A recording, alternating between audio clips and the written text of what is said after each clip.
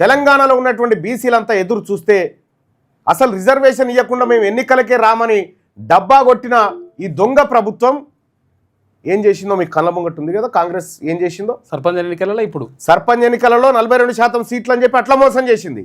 ఇప్పుడు రిజర్వేషన్ లేకుండా ఎన్నికలకు వస్తూ ఉంది. ఏం చేయాలి? కాంగ్రెస్ పార్టీని పండబెట్టి తొక్కండి భూమిలోకి.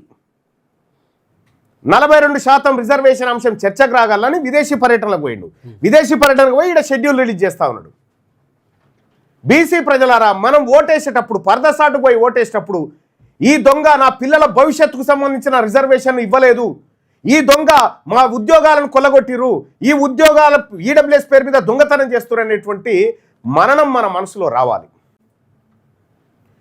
నిన్న బడ్జెట్ లెక్కలు చూస్తారు కదా.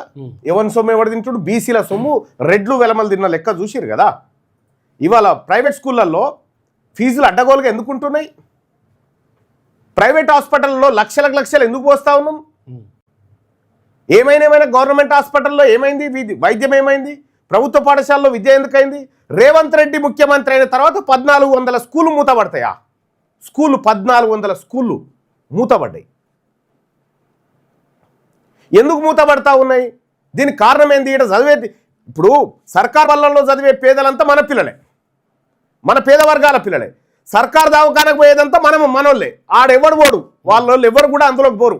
మొత్తం ప్రైవేటు కార్పొరేటు ఇట్లా పోతూ ఉంటారు కదా. అసలు ఈ తెలంగాణ రాష్ట్రం వచ్చిన తర్వాత మన పేద వర్గాలకు దక్కాల్సినటువంటిది విద్యా వైద్యం, ఉచిత విద్య ఎటుపోయింది? దానికోసం తెలంగాణ రాష్ట్ర ప్రభుత్వాలు ఎన్ని ఖర్చు పెట్టినాయి, ఎన్ని బడ్జెట్లలో పెట్టినాయి, ఎంత మిగిల్చుకొని తిన్నాయి? ఈ లెక్క తేలాలి. ఇవన్నీ మీ ముంగట ఉంటేనే ఓటేసేటప్పుడు మనకు గుర్తు రావాల్సింది ఇది. వాడు 500 ఇచ్చిండు, వీడు 1000 ఇచ్చిండు, ఇవి కాదు గుర్తు రావాల్సింది. తెలంగాణ రాజ్యాధికార పార్టీ స్పష్టంగా ఉంది. ఈ దొంగల మీద, ఎవరైతే అగ్రవర్ణ దొంగలు ఉన్నారో, దోపిడిదారులు ఉన్నారో, వాళ్ళ మీద తిరుగుబాటు జెండా. ఈ ఓటు, నువ్వు ఇచ్చేటువంటి ఓటు ఇది ఒక ఆయుధం. తిన్మార్ మల్లన్న మీరు ఇంకా కొట్లాడండి వాళ్ళతోటి అనేటువంటి శక్తిని మీరు ఎన్నికల్లో ఇవ్వండి. తెలంగాణ రాజ్యాధికార పార్టీ కత్తెర గుర్తు కొట్టేసి ఇవ్వండి.